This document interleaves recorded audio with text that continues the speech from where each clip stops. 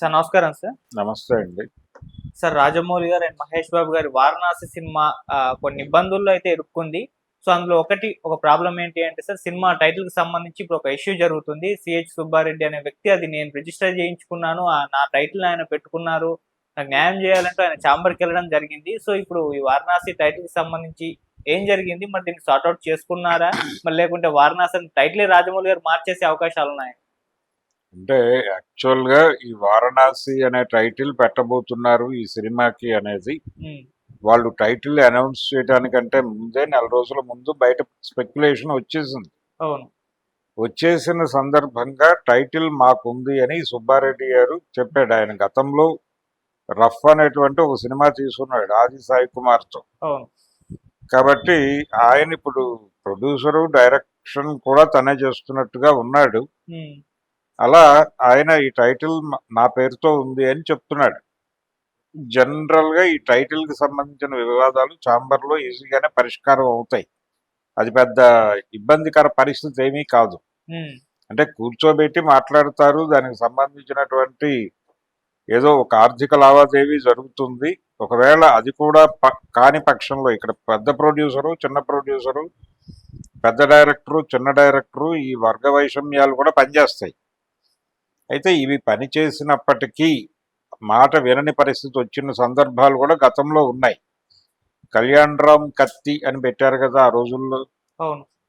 అలాగే మహేష్ బాబు కలేజా అని పెట్టారు. అలాగే గ్యాంగ్ లీడర్ నాని అని పెట్టారు. అవును. ఇలా ఏవో ఆ టైటిల్కి ముందు వెనక ఏవో పెడతారు. ఆ ముందు వెనక పెడుతున్నారంటే టైటిల్ ఏదో ప్రాబ్లంలో ఉందని అర్థం. ఓకే. ఆ పద్ధతిలో ఏదో ఒక సెటిల్మెంట్ జరుగుతుంది. దీని గురించి ఆందోళన పడాల్సిన అవసరం లేదు. వాళ్ళు ఏదో టైటిల్ మార్చుకుంటారు అని కూడా ఆందోళన పడాల్సినటువంటి అవసరం లేదు. వారణాసి అనేది నిజానికి వీళ్ళు టైటిల్ ఈవెంట్ జరపడానికంటే ముందే బయటకు వచ్చేసిన ఇష్యూ. ఈ లోపే పరిష్కరించేసి వాళ్ళని కూడా ఇన్వైట్ చేసి అక్కడికి చేసుంటే ఇంకొంచెం పద్ధతిగా ఉండుండేది. అది జరగకపోవడం వల్ల ఇప్పుడు మళ్ళీ మీడియాలో స్పెక్యులేషన్కి తావిచ్చింది. ఎప్పుడైతే సినిమా టైటిల్ 'వారణాసి' అని ప్రకటించారో ఇమ్మీడియట్గా అందరి బుర్రల్లోనూ ఇదే టైటిల్ కదా మనం రాసింది, ఇది కాదని ఆ సుబ్బారెడ్డి అనేటువంటి వ్యక్తి తన పేరుతో టైటిల్ ఉందని ప్రకటన ఇచ్చాడు. ఇప్పుడు మళ్ళీ వీళ్ళు అదే టైటిల్ అనౌన్స్ చేశారేమిటి అని ప్రపంచం అంతా అనుకుంటుంది కదా. అలా అనుకునే వాతావరణాన్ని క్రియేట్ చేయటం ద్వారా ప్రచారం చేస్తున్నాడేమో రాజమౌళి అనేది ఒక వ్యూహం, ఒక ఆలోచన. కాబట్టి అది సెటిల్ చేసుకుంటాడు ఆయన, పెద్ద ఇష్యూ ఏం కాదు. అది సెటిల్ చేసుకుంటాడు. ఆయన మీద వచ్చినటువంటి ఈ వానరసేన కంప్లైంట్ గొడవ కూడా ఆయన సెటిల్ చేసుకుంటాడు ఏదో పద్ధతిలో.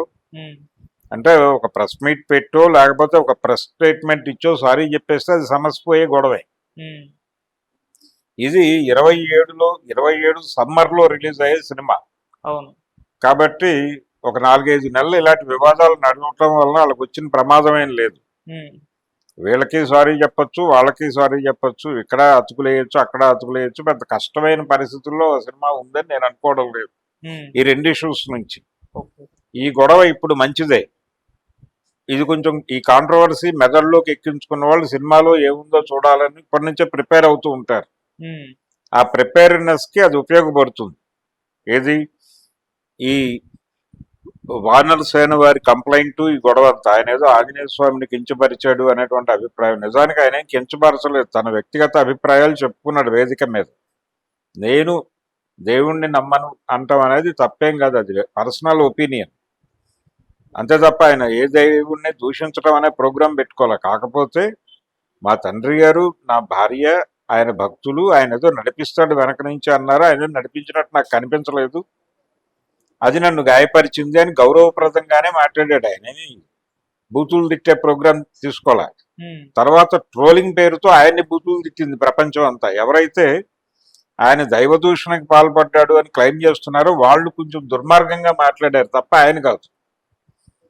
కాబట్టి ఆ విషయంలో రాజమౌళిని సపోర్ట్ చేయాల్సి ఉంటుంది ఎవరైనా సరే. తన అభిప్రాయాన్ని తను చెప్పుకున్నాడు. రెండోది, రకరకాల వితండవాదాలు చేస్తున్నారు. ఆ వితండవాదాల్లో ఒక వితండవాదం ఏంటంటే నాస్తికుడు దేవుడి సినిమా ఎలా తీస్తాడు అని. నాస్తికులు తీసినటువంటి దైవ సినిమాలు అనేకం చూస్తున్నారు ఇక్కడ. చార్వాకుడు అయినటువంటి కొండవీటి వెంకట కవితో స్క్రిప్టులు రాయించి సినిమాలు తీసిన ఒక ఆయన ఉన్నాడు. ఆయన చాలా స్పష్టంగా నేను హేతువాదిని అని చెప్పుకున్నటువంటి కొండవీటి వెంకట కవితో దానవేరు సూరకర్ణ ఈ సినిమాలన్నిటికీ స్క్రిప్ట్ రాయించుకున్నటువంటి ఎన్టీ రామారావు గారు ఏమైపోవాలి? అది సైద్ధాంతికంగానే మేము దీనికి వ్యతిరేకమని చెప్పుకున్నారండి. చెప్పుకుని పౌరాణిక సినిమాలు తీశారు. వాళ్ళని ఎవరేం చేశారు? ఆ రోజున లవకుశులు రాముడు ఆయనే, శ్రీరామాంజనేయ యుద్ధంలో రాముడు ఆయనే, ఇంకో చోట రావణుడు ఆయనే, ఇంకో చోట కీచకుడు, ఇంకో చోట ఇంకోటి బృహన్నల, అర్జునుడు, రకరకాల వేషాల్లో ఆయన పౌరాణిక పాత్రలు అనేకం పోషించి ఉన్నాడు. చివరికి భీష్ముడు ఆయనే. ఇలాంటి పరిస్థితుల్లో ఆ రోజున సినిమా తీశారుగా. మాది హేతువాద దృక్పథం, మన చార్వాక పత్రిక చదువుతామని చెప్పుకున్న పెద్ద మనుషులు సినిమాలు తీస్తే చూశారుగా అందరూ. ఇప్పుడు ఎందుకు జరుగుతుంది రాజమౌళి? కాబట్టి సినిమా తీయటము వేరు. సినిమా అనేది విస్తృతమైన జనాల్ని కనెక్ట్ చేసుకునే వ్యవహారం కాబట్టి వీళ్ళ పర్సనల్ ఫీలింగ్స్తో సినిమాని కిల్ చేయరు ఎవరు. సినిమాని ఆడియన్స్కి ఎలా చూపించాలి, ఆడియన్స్ ఎలా తీస్తే చూస్తారు అనే గ్రాఫ్లోనే సినిమా తీస్తారు. దానికోసం ఏం చేయాలో ఆ కసరత్తు చేస్తారు తప్ప వీళ్ళ పర్సనల్ అభిప్రాయాలు చెప్పడం కోసం సినిమా తీసేంత అమాయకుడు కాదు రాజమౌళి. కొద్ది గొప్ప రామారావు గారికి ఉండేది ఆ పిచ్చి. అంటే ఆయన తన అభిప్రాయాలు చెప్పడం కోసం సినిమా తీసే నష్టపోవడానికి కూడా సిద్ధపడేవాడు. ఆ గొడవ లేదు. ఇక్కడ ఆ గొడవ కాదు. రాజమౌళికి ఆ గొడవ లేదు.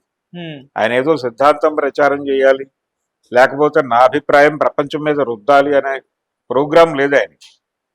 అందుకని ఆయన పర్సనల్ ఫీలింగ్ చెప్పుకున్నాడు. నాకు దైవం మీద నమ్మకం లేదు అని చెప్పడం తప్పేం కాదు.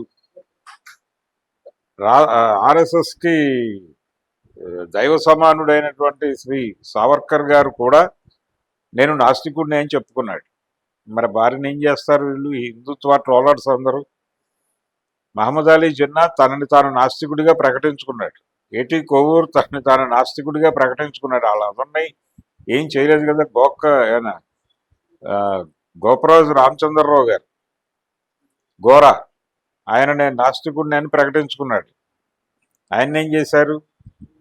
పైగా ఆయనకి ప్రభుత్వం వారే ఆశ్రమం కట్టుకోవడానికి స్థలం ఇచ్చారు కదా. అక్కడ ప్రభుత్వం వారు కాదు, వేరే బయట నుంచి ఆయన భక్తులే ఇచ్చారు స్థలం. కాకపోతే ప్రభుత్వం కొంత సహకరించింది ఆ కార్యక్రమానికి.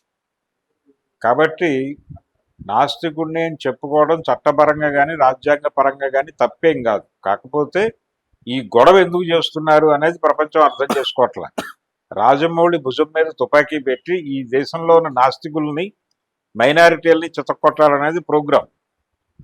అంటే రాజమౌళి లాంటి డైరెక్టర్నే మేము క్షమించలేదు, తాట తీసాము, మీరందరూ వచ్చి సరెండర్ అవుతారా లేకపోతే చచ్చిపోతారా అని వార్నింగ్ ఇవ్వడం కోసం రాజమౌళి భుజం మీద తుపాకీ పెట్టి హిందుత్వ సంస్థలు ఈ దేశంలో ఉన్న మైనారిటీలని, నాస్తికుల్ని టార్గెట్ చేసి గోల్ చేస్తున్నాయి తప్ప రాజమౌళి సినిమాకి వీళ్ళెవరూ అడ్డంకులు కల్పించరు.